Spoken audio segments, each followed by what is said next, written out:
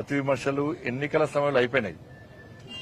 ఇప్పుడు అన్ని పార్టీల గౌరవ కార్పొరేట్లకు విజ్ఞప్తి చేస్తున్నా, నాయకులకు విజ్ఞప్తి చేస్తున్నా, ఒకరికొరు విమర్శించుకునేటువంటి పరిస్థితికి పురుషా పెట్టండి. అందరం కలిసి ఇటు కేంద్రం నుంచి ఇటు రాష్ట్రం నుంచి ఏ విధంగా కలిసి నిధులు తీసుకురావాలనో ఒక సమన్వయంతో ముందు పోవాల్సిన బాధ్యత ఉంది. విమర్శలు ప్రతి విమర్శలను ప్రజలు ఇప్పుడు హర్షించారు. ఆ స్థాయి టైం అయిపోయింది. ఇప్పుడు ప్రజలు కోరుకునేది అభివృద్ధి. కాబట్టి అందరం కలిసి అభివృద్ధి చేయాల్సిన అవసరం ఉంది. కాబట్టి దీని ఒక గురుతర బాధ్యతగా భావించి అందరూ ముందుకు రావాల్సిందిగా, అందరూ సమన్వయంతో పనిచేసి అన్ని డివిజన్లు అభివృద్ధి చెందే విషయంగా ముందుకు రావాల్సిందిగా అందరికీ అప్పీల్ చేస్తా ఉన్నాను. దాంతోపాటు రైతు భరోసా రాష్ట్ర ముఖ్యమంత్రి రైతు భరోసా ఇస్తారని మీకు వీడియో కూడా వినిపిస్తుంది. రైతు భరోసా ఇస్తానని రాష్ట్ర ముఖ్యమంత్రి గారు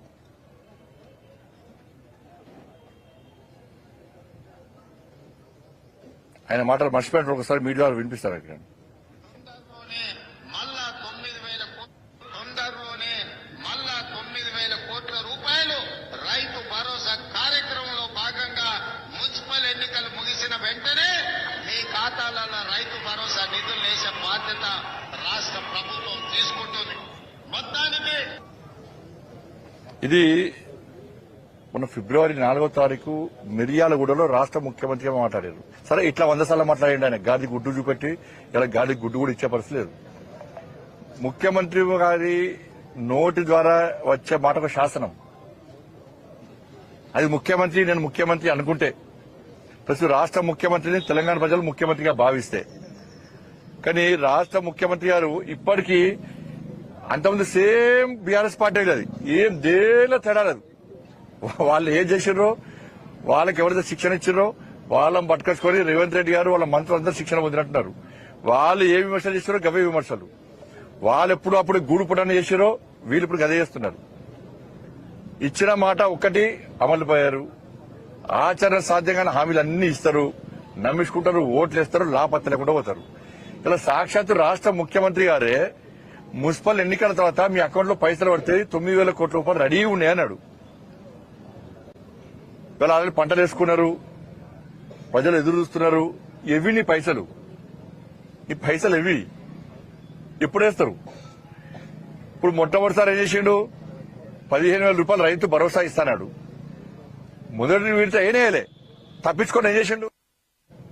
రెండో విడత వేసిండు, మళ్ళీ వేస్తున్నాడు. ఇక మళ్ళీ ఇప్పుడు ఎప్పుడు వేస్తాడంటే ఇప్పుడు ఏరియా రైతుల కష్టాలు, రైతులకు అవసరం పడాలి, రైతుల అవసరానికి సహాయం చేయాలని చెప్పి రాష్ట్ర ముఖ్యమంత్రి గారికి ఉండదు. వాళ్ళ ఆలోచనల్లో ఎన్నికల ప్రశ్నలో వేయాలి, ఓట్లు తీసుకోవాలి. ఎన్నికల సమయంలో రైతు భరోసా వేయాలి, లేకుంటే టీచర్లకు డిఏ ఒకటి ఇవ్వాలి, ఏదో ఒక హామీ సెట్ ఇవ్వాలి, ఓట్లు తెలుసుకోవాలి. ఓట్లు అయిపోయినాక మళ్ళీ ఇక లాపత్తలు కూడా మళ్ళీ ఎరిగా. ఇప్పుడు సర్పంచ్ అయిపోయినాయి, మున్సిపల్ ఎలక్షన్స్ అయిపోయినాయి, ఇప్పుడు జెడ్పీటీసీ ఎంపీటీసీ ఎన్నికలు ఉన్నాయి. ఈ యొక్క జెడ్పీటీసీ ఎంపీటీసీ ఎన్నికలు వేస్తారంటే నాకు తెలిసి ఇస్తారా వచ్చి ఇక ఇస్తారో అది కూడా ఇది ఒకటే వార్తలు పెడతారు ప్రజలు.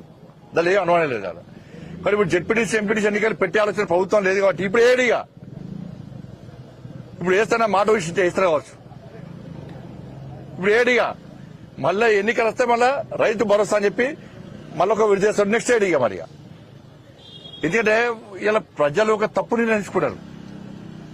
మున్సిపల్ ఎన్నికల్లో, గ్రామ పంచాయతీ ఎన్నికల్లో రాష్ట్రంలో వాళ్ళకి ఎక్కువ సరికి మేము రైతు భరోసా ఇవ్వకుండా కూడా మనకు ఓట్లేసారు. మాకు